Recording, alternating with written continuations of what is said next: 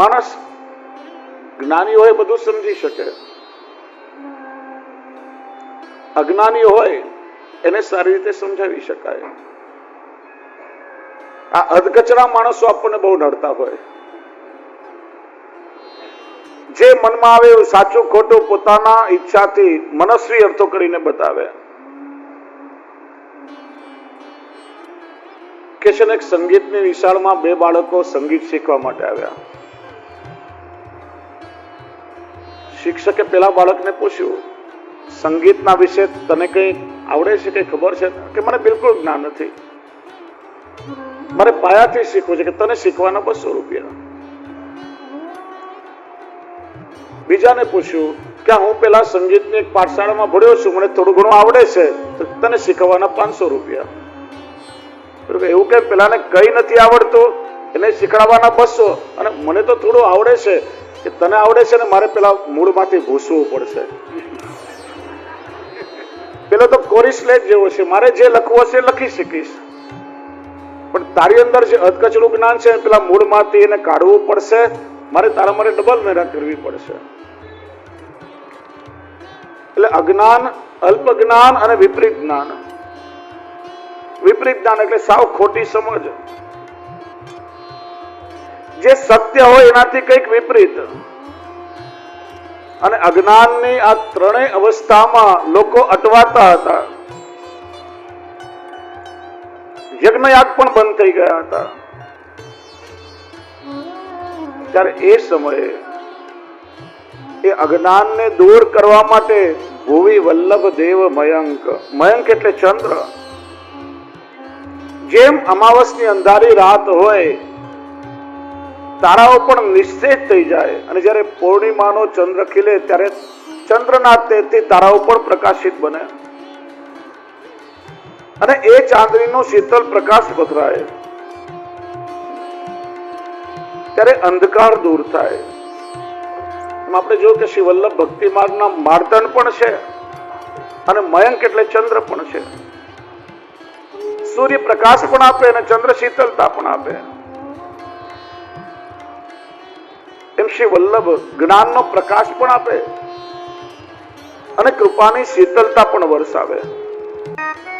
જે ભગવાને બ્રહ્માજીના અંતઃકરણમાં વેદ પ્રગટ કર્યા,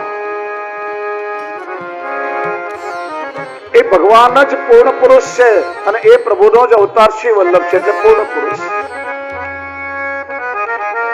અને શ્રી મહાપ્રભુજીએ પ્રમાણ પંથા વેદા કૃષ્ણ વાક્યાની વ્યાસ સૂત્રાની ચૈવ સમાધિ ભાષા વ્યાસસ્ય પ્રમાણંત ચતુષ્ટયમ. શ્રી મહાપ્રભુજીથી પહેલા પ્રસ્થાન ત્રય શાસ્ત્રાર્થમાં ચાલતી હતી, વેદ, ભગવદ ગીતા અને બ્રહ્મસૂત્ર. શ્રી મહાપ્રભુજીએ પ્રમાણ ગ્રંથ તરીકે શ્રીમદ ભાગવતને સ્વીકાર્યો, પ્રસ્થાન ચતુષ્ટયનું નિરૂપણ કર્યું, અને આ 4 પ્રમાણ ગ્રંથોને મૂળ પાયામાં સ્વીકારી શુદ્ધાદ્વૈત વેદાંત કે બ્રહ્મવાદનું આપે ચણતર કર્યું. વૈષ્ણવ એક વાત બરાબર સમજી લો કે આપણો પુષ્ટિ માર્ગ કોઈ મનગણન કપોલકલ્પિત માર્ગ નથી. સનાતન હિન્દુ વૈદિક ધર્મનો પાયો છે. ભગવદ આજ્ઞાથી પ્રગટ થયેલો માર્ગ એ પુષ્ટિ માર્ગ.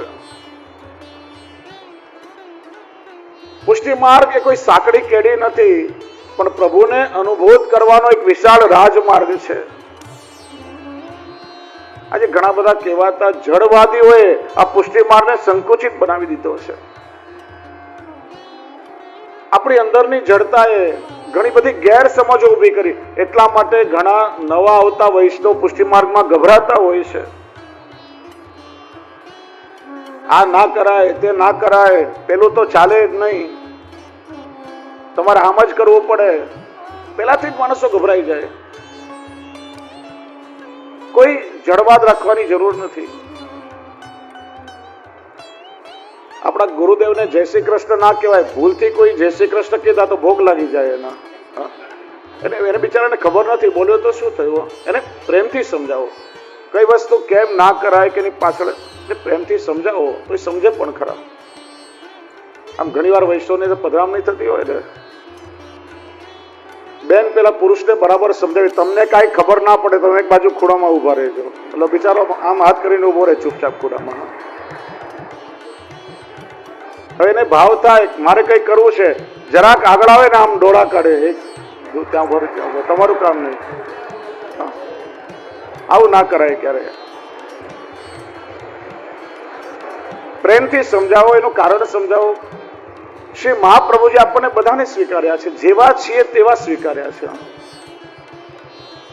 જેસો હું એસો તિહારો શ્રી વલ્લભ. આપણને સ્વીકાર્યા પછી એ આપણી અજ્ઞાનતાને દૂર કરી છે. મેં તો વિચારું કે ક્યાં શ્રી વલ્લભ, ક્યાં ઠાકોરજી, પૂર્ણ પુરુષોત્તમ, પૂર્ણાનંદ, અને આપણે દોષોથી ભરેલા જીવો જે પ્રભુને બિલકુલ લાયક જ નથી. જો શ્રી વલ્લભ કૃપા ન કરે ને તો હજી હજારો જન્મો સુધી આપણે ભટકવું પડત. જેવા છીએ સદોષ પ્રભુને સોંપ્યા છે શ્રી વલ્લભે. એટલે કોઈ પુષ્ટિ માર્ગ સાંકડી કેડી નથી, વિશાળ રાજમાર્ગ છે, સમુદ્ર છે. અને પુષ્ટિ માર્ગને તમે શ્રી મહાપ્રભુજીના ગ્રંથોથી સમજી શકો. વ્યાખ્યાતા વેદાંત. જો શ્રી દ્વારકેશજીએ આપણી પુષ્ટિ માર્ગની જીવન પદ્ધતિ વૈષ્ણવની એક પદમાં બહુ સુંદર સમજાવી છે. આપણે એને સમજવાનો પ્રયત્ન કરીએ. આ પદમાં પુષ્ટિ માર્ગના 10 મર્મ શ્રી દ્વારકેશજીએ સમજાવ્યા છે. આશરો એક દ્રઢ શ્રી વલ્લભાધીશ કો, मानसी रीत की मुख्य सेवा व्यसन, लौकिक वैदिक त्याग शरण गोपीस को. वैष्णवोनी जीवन पद्धति 10 कर्तव्य श्री દ્વારકેજી વૈષ્ણવના સમજાવ્યા છે. એ પદ દ્વારા આપણે સમજવાનો પ્રયત્ન કરીએ. આશરો એક દ્રઢ શ્રી વલ્લભાધીશ કો.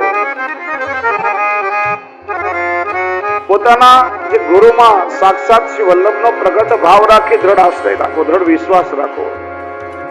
જેમ સુરદાસજી કહ્યું, દ્રઢીને ચરણન કેરો ભરોસો. જેના આત્મા અલૌકિક જીવનની દોર સોંપી છે એમાં દ્રઢ વિશ્વાસ રાખો. માનસી રીત કી મુખ્ય સેવા વ્યસન.